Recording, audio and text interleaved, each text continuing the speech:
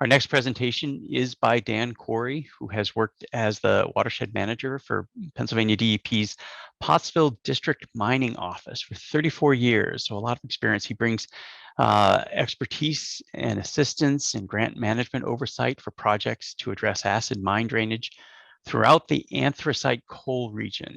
He is also chairman of the Schuylkill Action Network's Acid Mine Drainage Work Group and holds a bachelor's in earth sciences from Penn State University. So a lot of experience, a lot of knowledge. So thank you, Dan, for joining us and with sharing all of the good stories. I think kind of like the Wissahickon, a different part of the watershed, different challenges under the Clean Water Act. But I think like John was talking about, some exciting successes up in your part of the watershed. So thank you for sharing your time.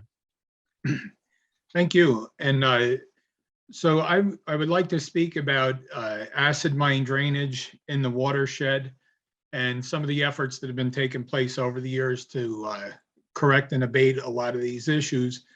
But like John mentioned in his presentation, it's kind of humbling when you think about time that has passed since the Clean Water Act and a lot of other important regulations.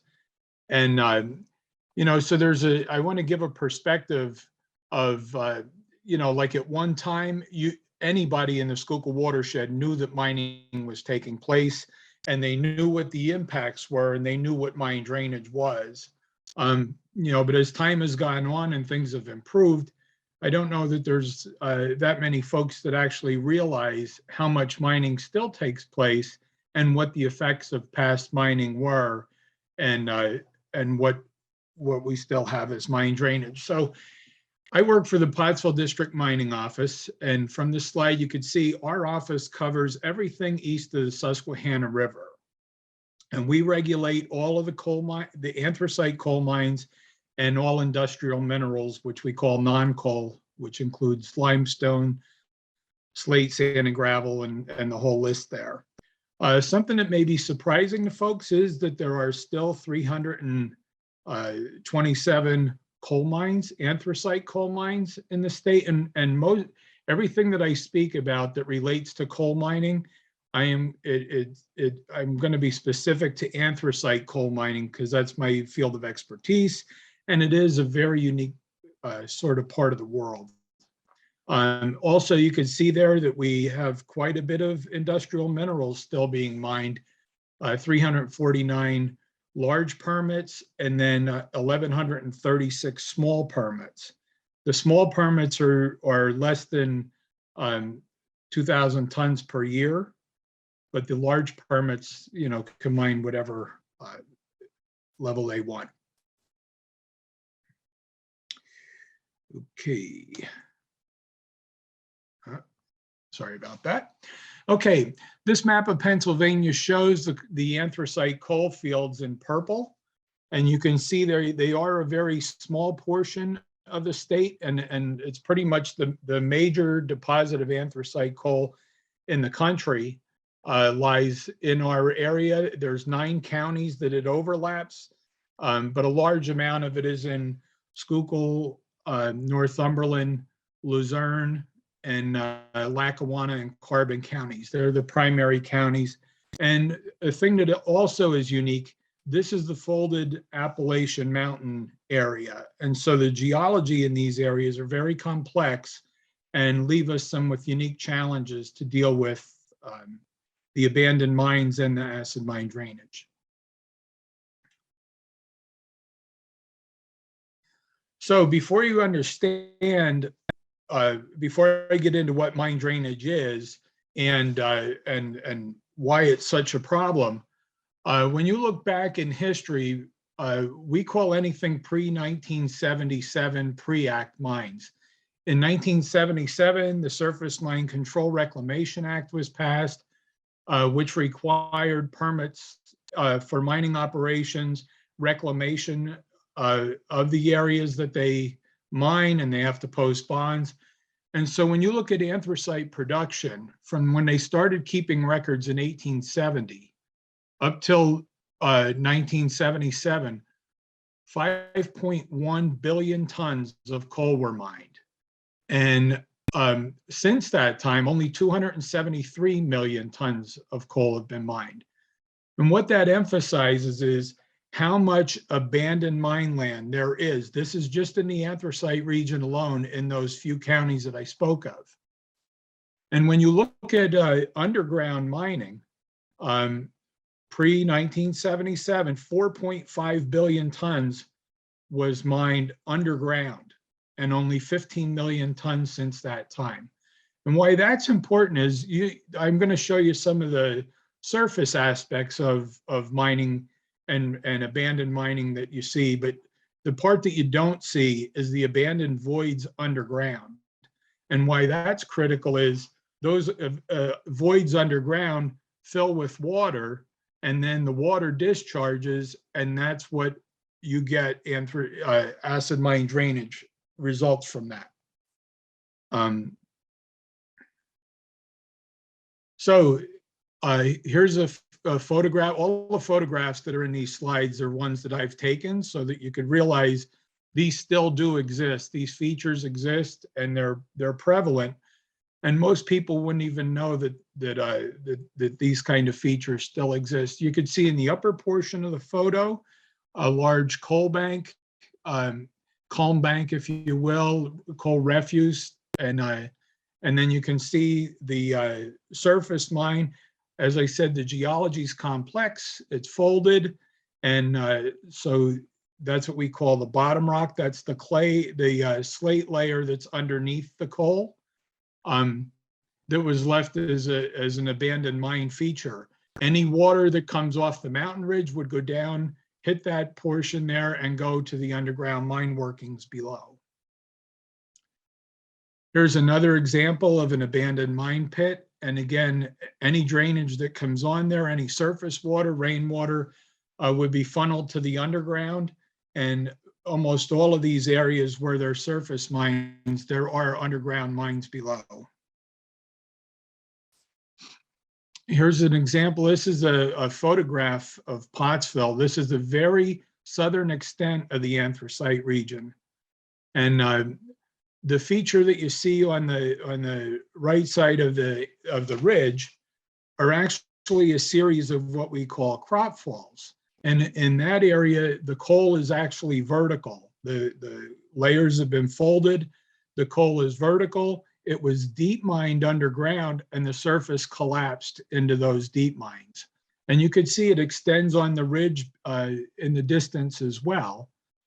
And again, any rainwater that would fall on that ridge would go down into those voids, and or has the potential to become mine drainage. And there's also large abandoned features from remnants from the coal industry years ago, where they piled up the reject material, and it surrounds towns, it's along streams, and that's another feature that has resulted in mine drainage. Again, here's an abandoned mine pit, and here you could actually see the water that's pooled out. As they mine this pit, they mine through underground abandoned mines and they've exposed what we call the mine pool. So this water's sort of trapped, but it does come out of abandoned underground mines. So now what is mine drainage? Where does it come from, and how does it form? This is a simplistic map because it shows things being flat, but you would imagine if they would go in and mine out the coal seam, that you would have a void created, and it would end up fracturing the strata above, and aquifers that may be above that would leak down into those mine workings. And prior to the Clean Water Act, many mining operations, mine drainage was exempt from regulation, and so they were able to discharge the water without treatment in order to facilitate mining. So anyhow, the water comes down, it can come in contact with the materials that form mine drainage, and then it would discharge out into the stream. In the anthracite region, like I said, our geology is a lot more complex. And this diagram shows a better example of all of the aspects of mining. You could see when I was mentioning about the coals being on a steep angle and folded, and you can see the way the deep mine would go in at a lower level, and they would mine the coal from underneath. And so you would be left with voids underneath, and then surface mines would come through on the top and only dig in the top portion of the geology to get the coal, based on what type of equipment and how practical it was to how much overburden you'd have to remove. But when in looking at those production reports and realizing how much coal was mined underground, gives you an idea of how much voids there are underground that have the potential to be flooded to produce mine drainage. So I'm going to get into what mine drainage actually is in a moment, but here are some of the abandoned features that we're left with, numerous features, hundreds of them. And so when coal mining was taking place at a heavy level, they were entering the mines. A lot of mine tunnels were dug to purposely drain water, but other ones, as the mines shut down, the mines became flooded and they discharged water. And so this is a common feature you see where the old abandoned mine opening and the water running out with the metals and stuff associated with mine drainage. Some places we are left with large abandoned calm banks next to the creek. This is the reject material from years ago, and the streams, often cut into those banks and wash into the river and pollute the river. And so this photograph pretty well demonstrates acid mine drainage and mine drainage in general and the pollutants associated with it. You can see in the upper part of the photograph, you have a portion of the stream that was coming down where you have the iron, aluminum, and manganese that are the metals that are the primary pollutants in mine drainage, staining that part of the creek. And then in the other half of the creek, you have a tributary coming in that had a lot of coal sediment and stuff. And so if you were further down on the Schuylkill River, you would have been seeing these kind of pollutants, for decades. But as things have improved over time, you don't see that as far down in the watershed. Other aspects of mine drainage, the different metals, pollutants have a different color signature.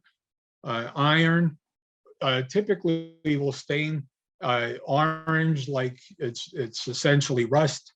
Aluminum, hydroxides and things like that form a white color coating. And if you were to see black rocks associated, a lot of times that's manganese that would precipitate. So what has been done so far? Well, from a point source, when you look at the history of the pollution associated with coal mining, up until the late 1960s, point source pollution was just an incredible amount of pollution. There were regulations that I'll get into in a minute that were that exempted coal mines, and so since the Surface Mine Conservation or Surface Mine Control Reclamation Act and the Clean Streams Law in Pennsylvania, point source pollution associated with coal mines has been, largely remedied to a great extent. Another thing is remining and reuse and reclamation, and I'll have some photos that explains that.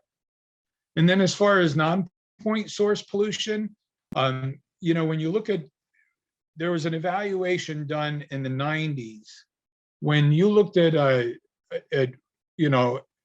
the point source pollution and how did the regulations, were they were the regulations really effective at addressing the pollution, it only goes so far.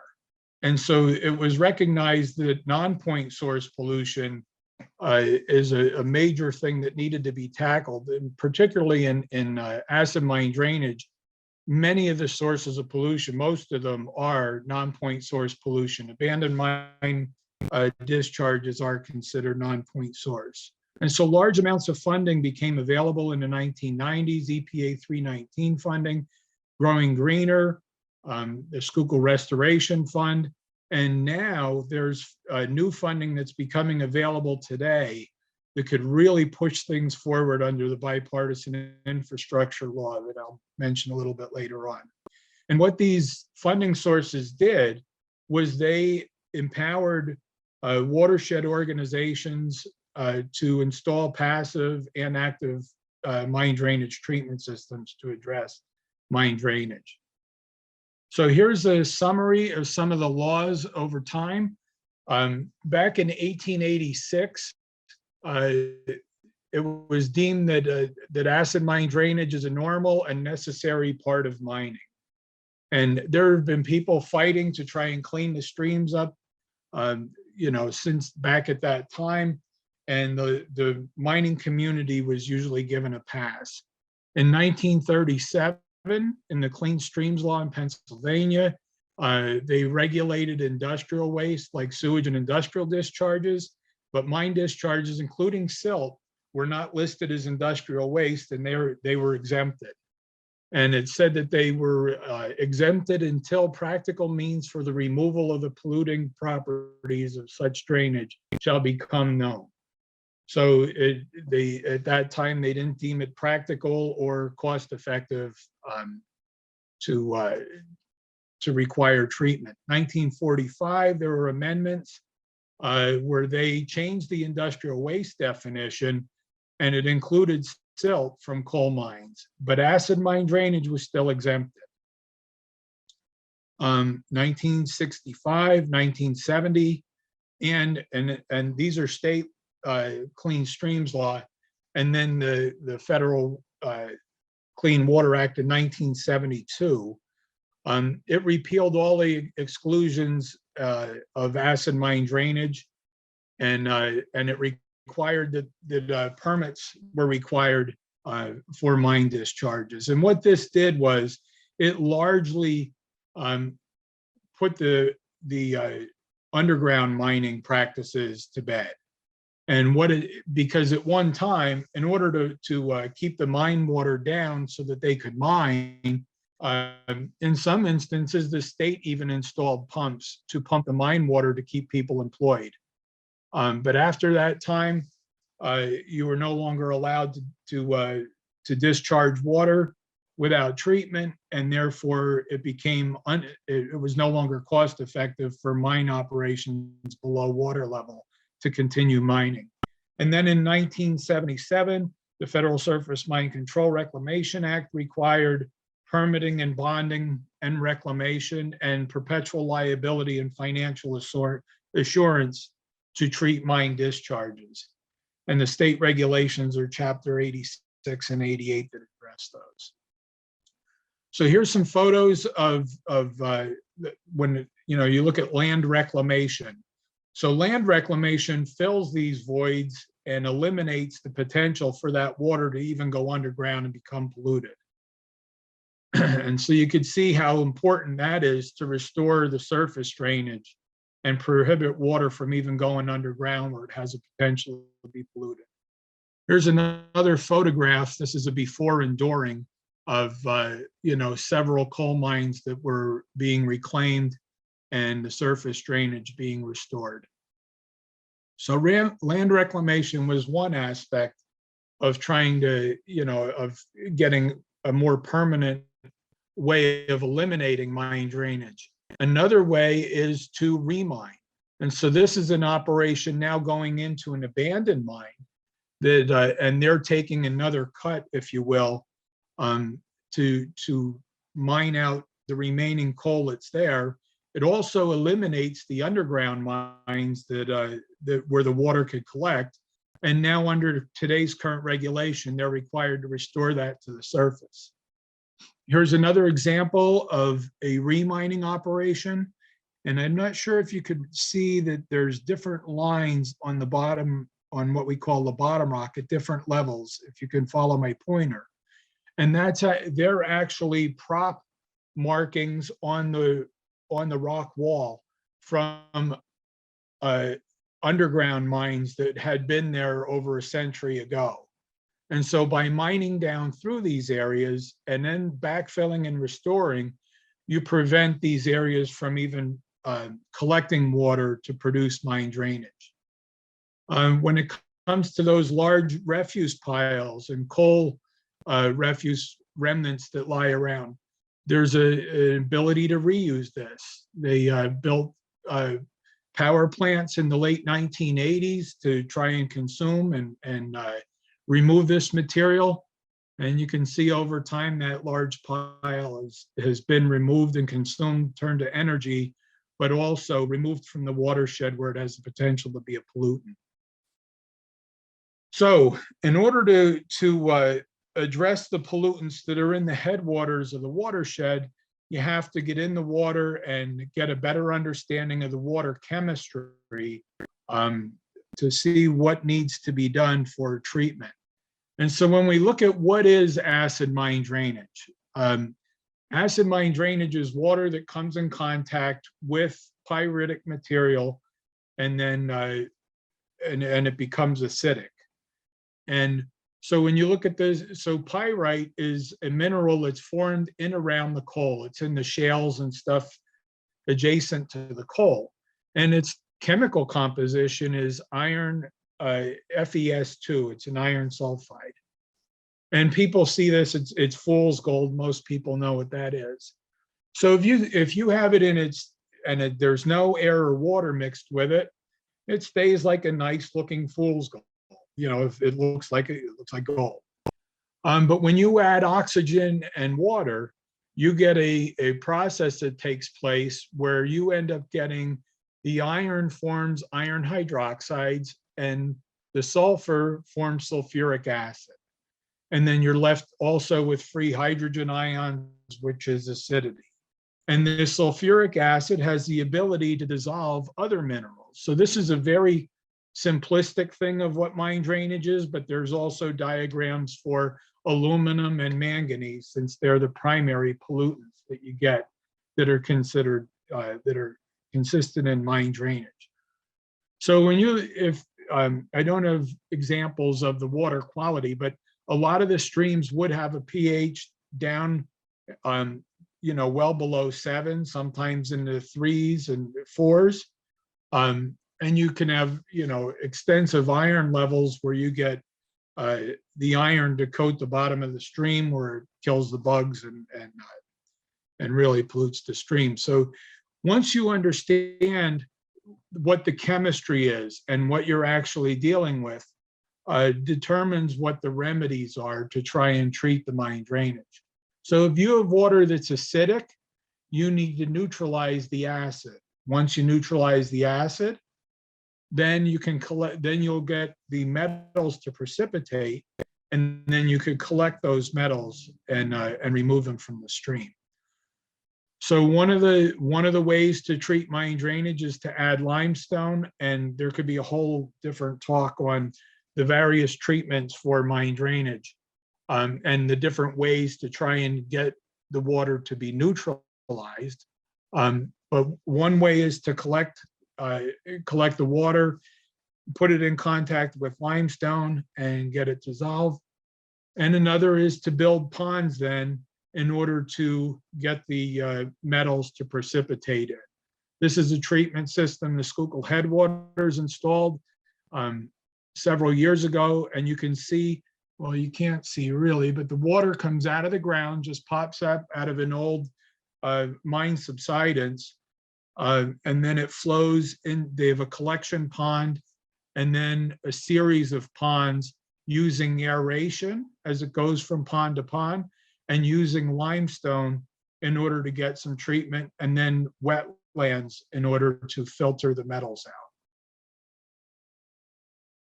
Um, as a last resort, if you can't do it more passively, you may need to build a mine drainage treatment plant in order to get the metals out. And these are conventional treatment that are similar to a sewage treatment plant, but a sewage treatment plant uses biological activity in order to treat water. A mine drainage treatment plant, uses either aeration, a lime agent, or some kind of an alkaline agent or a flocculant in order to precipitate the metals. Another way to clean up mine drainage is to eliminate, again, like I mentioned with remining, but there's also projects to address coal silt that has been left along the creek. It's a remnant from years ago. If you look at Cherry Town's book, she certainly did a good job in describing the Schuylkill River project as a common practice 100 years ago. Coal silt was flushed down the Schuylkill River as a means, somewhat as a means of conveyance to get water, to get coal silt from the upper part of the watershed down to Philadelphia. What resulted was, along the floodplains of the Schuylkill River, millions of tons of coal in the river and on the floodplains. And there was a large project done back in the late 40s and early 50s to dredge the material out of the river and pump it to silt dams along the river. And a great effort was done to do that. More than 20 million tons of coal silt was dug out of the river at that time. But as a lot of people don't realize, there's still large basins of coal silt along the river that have the potential to wash in. And so this is an undertaking the Schuylkill Headwaters Association recently had done to remove that coal silt along the river and remove it, get it out of there. So what have we been doing the last 50 years? Well, pre-1972, there were no real regulations with teeth that were in place to prevent and treat mine drainage. Since 1972, I mean, there's requirements now for permitting and treatment. And especially since 1977, the SMACRA law really gave us teeth to be able to require reclamation, treatment, NPDES permitting, the whole 9 yards. Since the 1990s, there's been a lot of grant funding that's been available for non-point source pollution. And fortunately, we have the Schuylkill Conservation District and the Headwaters Association that have been in place and very proactive in getting monies to do projects throughout the county. You can see there that there's been $37 million that they've been able to acquire to address non-point source pollution in Schuylkill County. And Schuylkill County is split where half of the waters go to the Delaware and the other half go to the Susquehanna. So of the 37 million, 13 million has been spent on watershed projects in the Schuylkill River. And as I said, there you could do a whole nother presentation just on the efforts that they have been employing to try and deal with that. I had mentioned this infrastructure money that's becoming available today. And it's an incredible opportunity for projects on a large scale to be done that never really thought possible. It's administered through the Bureau of Abandoned Mine Reclamation. It's a $103 million grant round that opens up today and runs until, I believe, January 13th. And this is going to be an annual appropriation for 15 years. So they will get in the neighborhood of another $100 million every year to spend on grants to clean up a lot of these legacy problems that exist from mining from years past.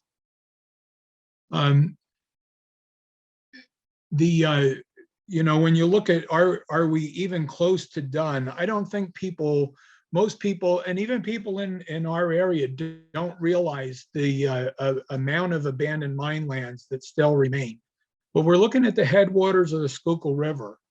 The Schuylkill River begins right up here around Tuscarora.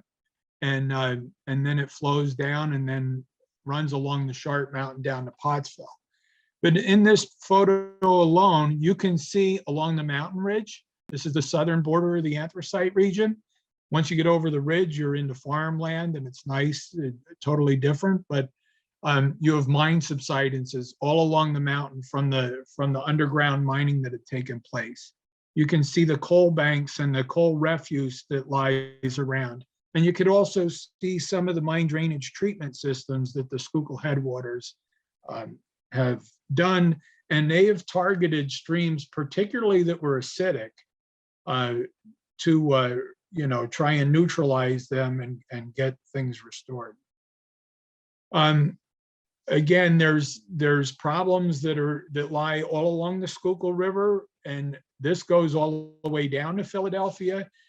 You can see that the floodplains are covered in coal silt, and there's opportunities to have this material removed and consumed. I know, and in some respects, mining's a bad word, but in this case, particularly in the anthracite region, mining plays a very important role in restoring the abandoned mines that exist. And like, for instance, on something like this, if you were to remove this silt, if it didn't get consumed, where would you go with it? You really wouldn't want this material just dumped on a farm somewhere where it doesn't belong, or even brought up and dumped in a pit. It's more beneficial to have it consumed than that. When you think, are we done yet with some of these efforts? I mean, there's things that can change in a moment, and people. That's another thing. I don't know, in the next 50 years, in the next 100 years, can we ever consider ourselves finished? Because as you could see in this photograph, in the town of Tamaqua, just last year, one day the river ran orange, and when you went up and looked to see where's it coming from, it was an abandoned underground mine that we didn't even realize was out there. It's on the mine maps from decades ago, but the water built up, and then it just boom, blew out and flowed for 3 or 4 days, and then it cleared up. So future opportunities, we have to continue to target our efforts to priority mine discharges and focus on the ones that have the most impact. There's potential for large scale mine drainage treatment projects that include active treatment plants, and that's where that infrastructure money has the ability to play a large role. There's remining of the abandoned mine lands, including the legacy silt from the floodplains and the old Schuylkill River project basins. There's projects down in the Oaks and down in Norristown, and areas you wouldn't expect, where there's actually a coal mining operation to clean out some of those basins that were still down there. And then there's other ways to try and address the mine pools and the mine water. You figure there's billions of gallons of water in those underground mines, and if there's ways to view those as a reservoir, it may be able to bring aspects of treatment like, for instance, in this case of Exelon and their Limerick power plant. They viewed the mine pool as a reservoir, and it opened the door for funding to go to the Schuylkill Restoration Fund, things like that. And then a new thing that's becoming an issue here is rare earth metals, and looking at mine water to see if there's a way to extract rare earth metals out of them. So there's a lot of potential for opportunity. When it comes to the successes, as mentioned in the Stroud presentation earlier, there are great improvements in water quality that we've seen in the upper part of the watershed. I know personally, when I think about it, I've watched the evolution of the Clean Water Act in my lifetime. I was born in 1966. As a kid, I grew up in Pottsville, right near the headwaters of the Schuylkill River. When I was a teenager, we used to go shoot bottles in the creek. You didn't even have to wait for a bottle to float down because the streams were polluted with both sewage and mine water. People just threw their garbage into the river. And so I've seen it from that part to now people are telling me stories of catching fish in the headwaters of the Schuylkill River. So it's really seen a great improvement. The regulated community, they realize that water quality and reclamation is a part of doing business. So instead of the fights that may have taken place back in the 80s and 90s when regulations were initially being enforced, it was something new to them. It's not new anymore. Something exciting for me is that fish habitat's now considered in each project, and some of the projects themselves are putting fish habitat in the headwaters of the Schuylkill River, and sections have been declared Class A trout stream. So I mean, it's just phenomenal to see how the improvements have taken place just with some of the targeted projects that have taken place. There's also recreation that's returned, walking, kayaking, fishing. As a kid, I didn't even have a fishing rod because I never even expected that you could fish in these rivers. And then things like the Schuylkill Action Network, I think is a wonderful success, started in the mid-2000s, collaborative effort to bring education, funding, grant opportunities to people throughout the Schuylkill River. And one of the reasons that I laid out my presentation the way I did is I don't think a lot of people understand how much mining has taken place or the effects that are still in the headwaters. And I find that out when we have tours and things where folks come up and see that. So that's all I have. Sorry to speak fast, but I'm going to try and get as much in as I can. So I'll take any questions. Excuse me. Fantastic, Dan. This is both a great presentation, sweeping the magnitudes that you're talking about, the land, the pre-regulatory footprint versus what's happened since then. And then I think, just like you were saying at the end there, as a young biologist, the first time I went up to your neck of the woods, that's where I realized, one of the failings, of the Clean Water Act is that there were literally dead streams, right? We couldn't find, any bugs alive in these streams, but that's not the whole story. So to see this restoration, for you to talk about the fact that kids growing up there now need a fishing pole, right? Because there are trout in the streams, and they're Class A wild trout fisheries. Really fantastic story. So thank you so much for sharing that. As we look at the questions coming in, first one, you've used the term reject material and culm, and there might not be a simple way to characterize this. It might be a diverse kind of set of things. I presume this isn't not just all inert rock. How much of it has pyrite? How much of it still holds coal? Is there an easy way to characterize that reject material, or it's all of the above? No, I reject, refuse, culm, coal waste. They're all the same term for material that wasn't marketable at one time, and so it was discarded. And it depends over what point in time you're talking about. If it's refuse material from the 1800s, there's a lot of good coal in that material because they had crude screening processes and they just didn't have a need for it at that time. As you got through time and you had better screening and processing, the quality of that refuse reject material could be completely different. And so when you figure they take the coal, they crush it down, they market a certain portion of that, and the rest is reject. So the reject is rock that has pyrite in it, the coal that may be attached to rocks that have pyrite in it. And so the reject material has an ability to cause acid drainage. But like I said, all of those, one of the good things is that the better screening techniques that they have today, they are able to recrush that material, reprocess it and reuse the material and dispose of the other rock in a more environmentally friendly manner. Yeah, right. Yeah, so progress, but interesting even to hear that story that that the question of time is a big part of that, right? That depending on how old a comb pile is, can tell you about what your options hopefully might be with that.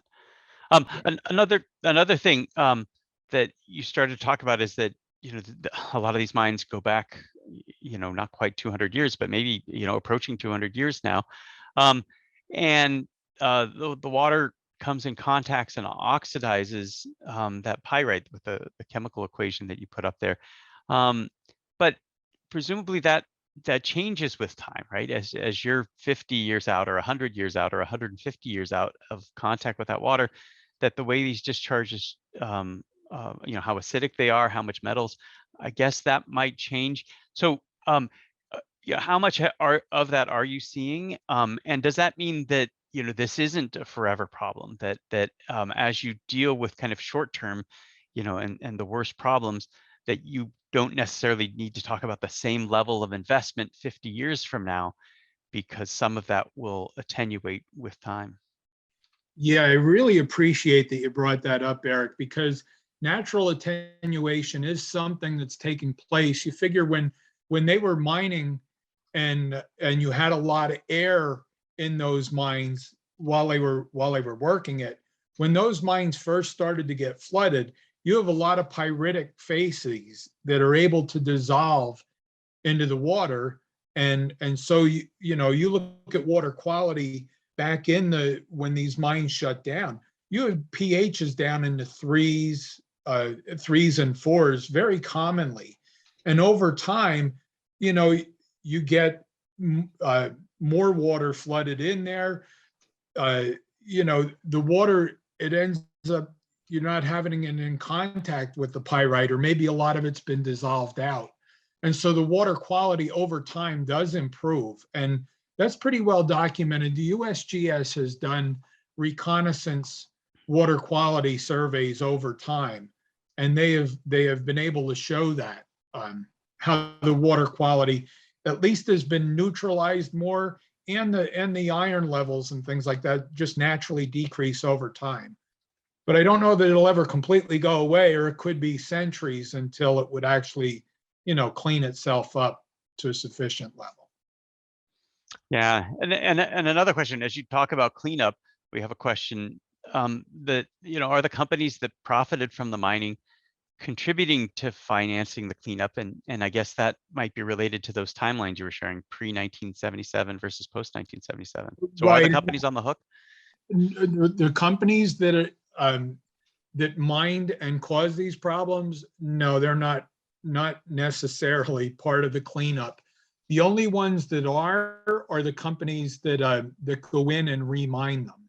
When they go in and they remine those areas, they're on the hook for the reclamation and restoration. But the ones that mined pre-act, they don't have a responsibility. And I know in the early parts of trying to do this mine drainage treatment stuff, especially the non-point source stuff, people say, well, why don't you just go after the companies and sue them and make them do it? Well, if you did that, I think you would find companies that would go out of business. The land would go back to the tax claim bureaus, and it would be back on the public. So these projects don't happen without landowner cooperation. And there are a lot of coal companies that still own the land where you want to do projects, and you are asking them to sacrifice their land so you could do a project. So unfortunately, it's not like a lot of the other industries where you could go back, in history and go back after them. The coal industry doesn't work that way, and you're better to work with them than to fight against them, where they would clam up and you wouldn't get anything done. Yeah. Fascinating, and again, counterintuitive that that you're seeing, the value of working with these companies and the limitations of that. So. Like I said, Erik, the caveat here is that, I'm talking about the anthracite coal region and anthracite coal mining and the issues that we deal with here. You know, I'm not advocating for all types of coal mining, because when you look at Pennsylvania is now third on the list for coal production, and I'm not sure who the other two are, but I believe they're like Montana and Wyoming. You know, they're newer mines out there. They don't have the legacy problems that we have here in the eastern part of Pennsylvania. And a lot of the problems we have are similar to what they have in the bituminous region. But they're still mining in the crude ways that they were 100 years ago. It's not like, you know, they haven't gotten mechanized mining underground in the anthracite region. So we don't have anybody pumping water anymore to deep mine. And when you if you look back at that production slide that I had showed earlier, there's only 8 deep mines that exist anymore in the anthracite region, where at one time there were literally thousands. Yeah, impressive. Again, thank you, Dan, for your time and perspective. This is something, particularly for the Delaware Basin and the Schuylkill and the Lehigh watersheds, continues to be a really big issue, and a really big kind of hope for the next 50 years is that this can be addressed. Some of those kind of the worst streams on John's list, I don't know if he included any of the AMG streams, but certainly some of the IBI scores that I've seen for those are very close to zero on some of those streams. So not much left there. So exciting to see the possibilities and to hear you talk about hope again, like John Jackson was talking about for this. So thank you, Dan, for your time on that. And Erik, if I could say one last thing. Absolutely. One other personal experience, you know, back in around 1990, when some of this funding became available, we electrofished the Schuylkill River, Monomoy Creek, Swatara Creek, different streams in the anthracite region, and literally found no fish in some of these streams, and the bugs, forget it. Like, if there were any, they were very tolerant, pollution tolerant. And it's just to see in a few years, like in Swatara Creek, which is in the Susquehanna, we went from 0 fish in 1990 to 24 species of fish by the mid-2000s. And that was just with targeting certain projects to kick these streams over the threshold to where they could sustain fish life. So there's been great results, just in water quality like that, based on fish survival. Yeah, this is a problem that can be addressed, and I think, like you're talking about, some of it is the opportunity, some of it is the funding. It's not something to just walk away from. Don't skip travels and recreation in Schuylkill County as some kind of lost land. There's great stuff to experience. Great stuff to experience there, and continuing to get better, like you were saying with the Class 8 wild trout fishery of the Upper Schuylkill River. Those are brook trout. Those are wild native brook trout in the upper very headwaters of the Schuylkill River there near Mary D that you were talking about. Yep.